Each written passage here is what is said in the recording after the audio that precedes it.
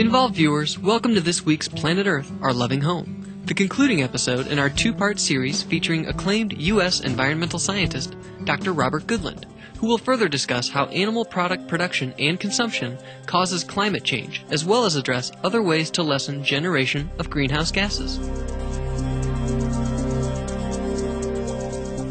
Let's start with Lester Brown's conclusion. He said, worldwide anthropogenic greenhouse gas must be cut 80% by 2020. That is going to be a wrenching change, but that is necessary. I fully agree that that should be the goal. We're going to have to do simultaneously all possible means to prevent.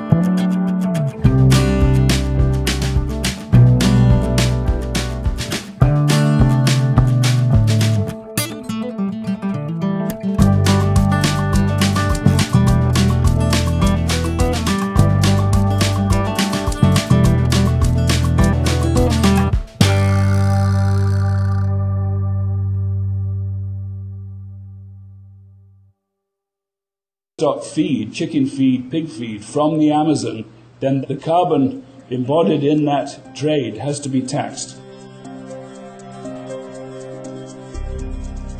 Like other experts, Dr. Goodland believes all nations should turn away from coal and other fossil fuels as energy sources as fast as possible, but also feels there is a misperception that this is the most cost-effective solution to global warming, and that by simply taking this action, we will be able to rapidly reverse the current situation of accelerating climate change.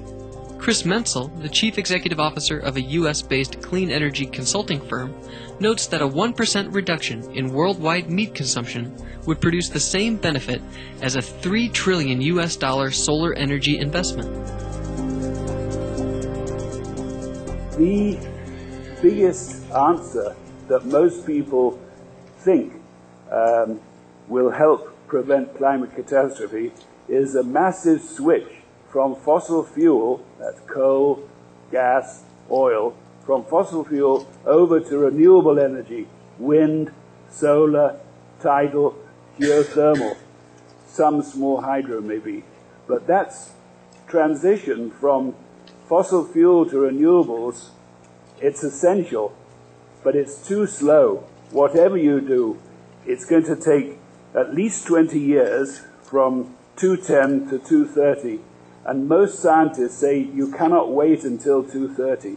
The other thing about the transition from fossil fuel to renewables, it's immensely expensive. Just think of Joyul's talk this morning that you had nuclear reactors in Korea. and you import $2 billion worth of coal every year, just imagine how expensive it's going to be to change those figures. So it's essential, but only for the long term. It cannot prevent climate catastrophe in time. The transport sector, all of the cars on the road only emit 6 billion tons. So I know there's a lot of attention devoted to more fuel-efficient cars or getting plug-in hybrid cars, and that's good and it should be accelerated, but frankly it doesn't help much as reducing your own intake of livestock products. About half the world's grain harvest is diverted to feeding livestock. Another portion is consumed in producing biofuels. In the US, 37% of annual corn production goes to creating corn ethanol. With 1 billion people starving or malnourished in our world, food crops should be reserved for human consumption rather than livestock or energy production. A prompt repeal of all subsidies for agrofuels from oilseeds and grain. Human food cannot be allowed to compete with vehicle fuels. There just isn't enough food to go around to permit that. We have to halt deforestation and forest fires. Those have to be reversed on a very large scale, particularly tropical forests, particularly the Amazon forest, and switch deforestation over to regeneration, expand the capacity of forest to sequester greenhouse gases. Considering the long lifespan of carbon dioxide in the atmosphere, lessening the release of shorter-lived greenhouse gases such as methane and nitrous oxide, both with high global warming potentials, is a quicker way to mitigate climate change compared to simply limiting carbon dioxide emissions.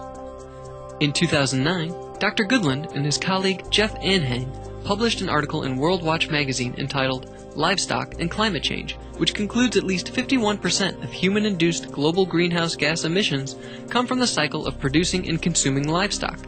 The article also states the following. According to the FAO, or Food and Agriculture Organization, 37% of human-induced methane comes from livestock.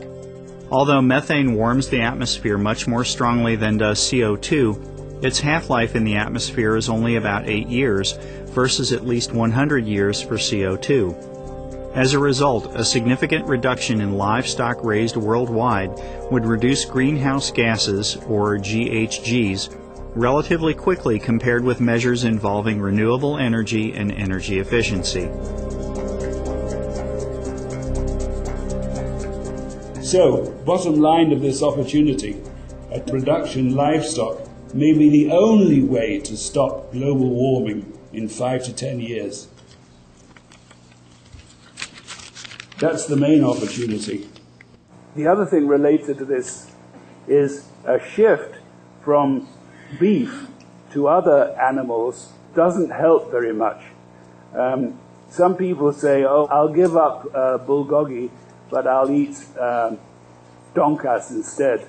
It doesn't help much, nor does eating chicken. And the reason for that is that the respiration, the carbon dioxide emitted by pigs, cows, chickens, is roughly the same per kilogram of body weight. It's about 2 watts per kilogram. There's slight variation, but not enough to help the climate. Therefore, switching from beef to pork or beef to pork to chicken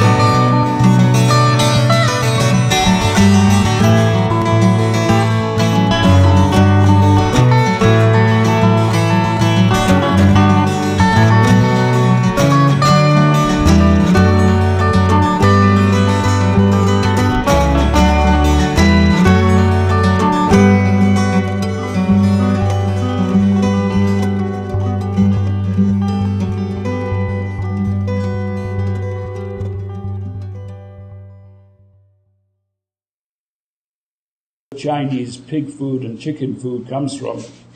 And allowing regeneration of the forest would absorb much more greenhouse gas very fast. I think that regeneration of forests is the only way to create large-scale capacity to sequester today's atmospheric carbon. If you replace animal products with alternatives, the world will more easily feed the 9 to 10 billion people expected by 2050.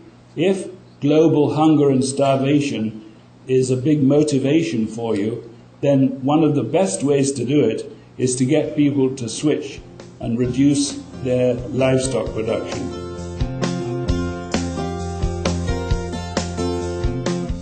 Supreme Master Chinghai strongly advocates the global adoption of the organic plant-based diet as the best and fastest way to end our climate crisis. Speaking in a video message presented during a November 2010 climate change conference in the UK, Supreme Master Chinghai addressed why this diet is so powerful and the greatest tool we have at our disposal.